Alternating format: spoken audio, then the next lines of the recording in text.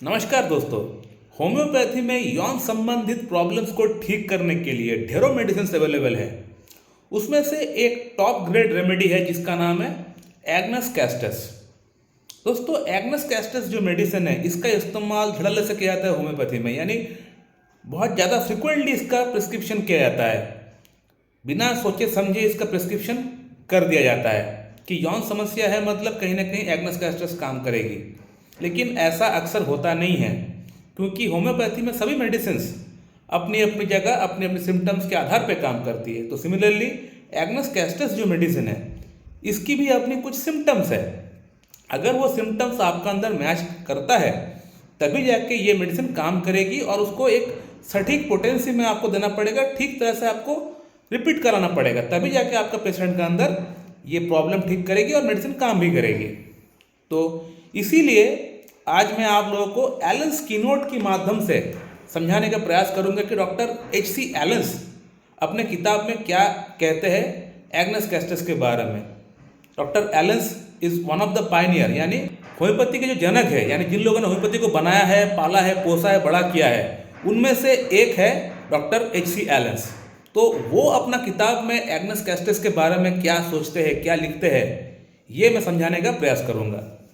जो first line उन्होंने लिखा है वो है फॉर द लिम्फेटिक कॉन्स्टिट्यूशन, यानी ऐसे लोग जो कि माइंड से बिल्कुल डल है, डल हेडेड है, लीन थीन इमेसिएटेड है, यानी बॉडी बिल्कुल बेजान है, जिनका बॉडी में कोई जान नहीं है, मानसिक तौर पे पूरी तरह कमजोर हो चुका होता है, यानी उसको मेंटली उसको कुछ भी याद नहीं रहता है, मेंटली पूरी तरह रिटार्डेड हो चुका होता है।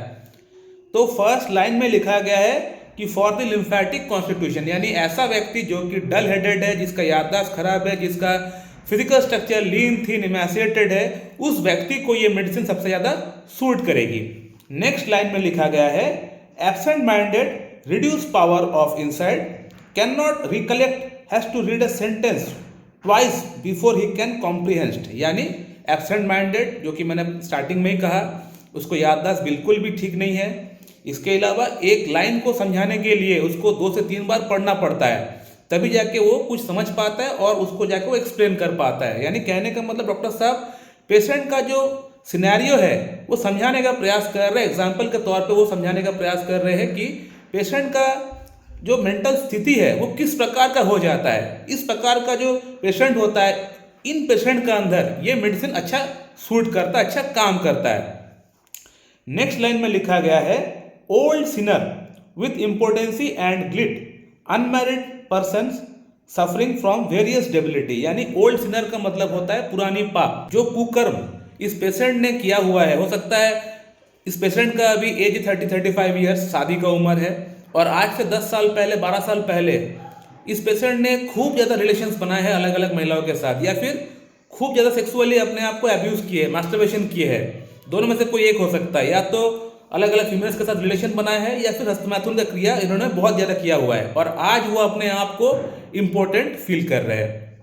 और हो सकता है पेशेंट का अंदर ग्लिट निकल रहा हो। ग्लिट का मतलब होता है ये एक डिस्चार्ज होता है जो कि यूरेथ्रा से निकलती है, उस व्यक्ति का निकलता है जिस व्यक्ति का अंदर गनोरिया से इन्फेक्टेड हो जाता है। गनोरिया किसको होता है? उसी व्यक्ति को होता है जिसके अलग अलग मल्टीपल सेक्सुअल कॉन्टैक्ट्स रहे होंगे, तो वहां से ये प्राप्त हो जाता है। सेक्सुअली डिजीज जो है ट्रांसमिटेड हो जाता है। गनोरिया एक काइंड ऑफ सेक्सुअल डिजीज है, जहां वो जो निकलता है, जो डिस्चार्ज निकलता है, वो यूलिस निकलता है, उसको ग्लिट कहते हैं। तो डॉक्टर साहब यही समझाने का प्रयास कर रहे हैं कि पुरानी पाप के कारण से, पुरानी कुकर्म के कारण से आज इस व्यक्ति का अंदर इंपोर्टेंसी आ चुका है, नापुंसकता आ चुका है।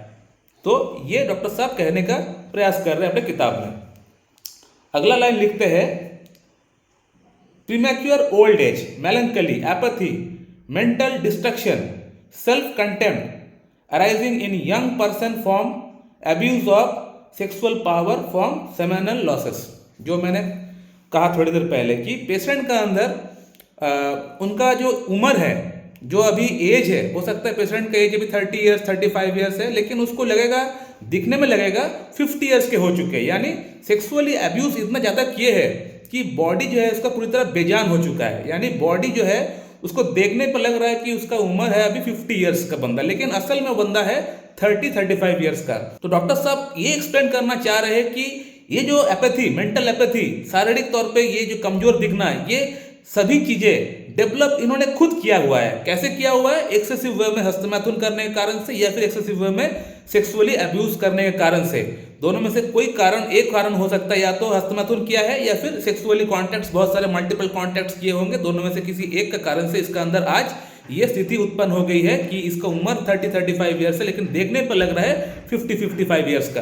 तो ये कहना चाह रहे हैं। नेक्स्ट लाइन में लिखा गया है complete impotency, relaxation, flaccidity, coldness of genitalia, no sexual power और डिजायर। यानी कंप्लीट इंपोर्टेंसी यानी पूरी तरह नपुंसकता होता है एग्नस कस्टस का पेशेंट का अंदर, यानी इसका अंदर इरेक्शन नाम का कोई चीज ही मौजूद नहीं होता है। उसके बाद रिलैक्सेशन, फ्लैसिडिटी यानी जो पेनिस होता है बिल्कुल सिकुड़ चुका होता है, जो जेनिटलिया है बिल्कुल ठंड पड़ चुका होता है, रिलैक्स हो चुका होता है। यानी पेशेंट आके आपको ये कहेगा कि डॉक्टर साहब मेरा जो जेनिटलिया है, जो अंडकोश है, जो पेनिस है, मुझे फील ही नहीं होता है कि वो है करके। इस तरह का आपको सिम्टम्स आपको देंगे। तो एग्नस कस्टस का जो सिम्टम होता है कुछ इस प्रकार का होता है, यानी जो जेनिटलिया होता है बिल्कुल कोल्ड हो जाता है, ठंडा पड़ जाता है, रिलैक्स हो जाता है और सिकुड़ जाता है, जो पाइवट पार्ट है सिकुड़ जाता है। इस तरह का कंडीशन होता है और इसका अंदर डिजायर तो होता ही नहीं है और साथ ही साथ बॉडी में कमजोरी भी रहता है। कमजोरी तो रहता है, मैंने पहले ही बोल दिया है, और इसी के साथ बॉडी में कोई इच्छा नहीं होता, यानी सेक्स के प्रति, ऑपोजिट सेक्स के प्रति कोई भी इसको इच्छा बिल्कुल भी नहीं होता है। तो ये होता है एग्नस कस्टस का पेशेंट। नेक्स्ट लाइन लिखा गया है impotency after frequent attack of gonorrhoea, यानी जिस व्यक्ति के अंदर गनोरिया ऑलरेडी इन्फेक्टेड हो जाता है उस व्यक्ति के अंदर इंपोर्टेंसी बहुत जल्दी, बहुत फास्ट तरीके से बढ़ना स्टार्ट हो जाता है। इसके बाद लिखा गया है bad effects of suppress gonorrhoea, medorrhinum जो मेडिसिन अच्छा काम करती है सप्रेस गनोरिया के जहाँ रहता है, जहाँ पे एलोपैथिक ट्रीटमेंट चला हुआ है, सप्रेशन हो गया है, वहाँ मेडोरेनम मेडिसिन अगर सिम्टम्स मैच करता तो अच्छा काम करता है, ये लिखा गया है। इसके बाद लिखा गया है gleet with absence of sexual desire और इरेक्शन, यानी ग्लिड जो मैंने कहा कि जो डिस्चार्ज निकलता है, जो जिस व्यक्ति के अंदर गनोरिया ऑलरेडी इन्फेक्टेड हो जाता है उसका यूरेथ्रा से एक डिस्चार्ज निकलता है, येलोइश कलर का होता है। तो वहाँ पे पेशेंट का अंदर इरेक्शंस तो होता ही नहीं है, इच्छा बिल्कुल भी होता नहीं है और ये ग्लिड निकलता है। तो इसको ठीक करने के लिए भी एग्नस कस्टस जो मेडिसिन है एक अच्छी मेडिसिन है, ये लिखा गया है।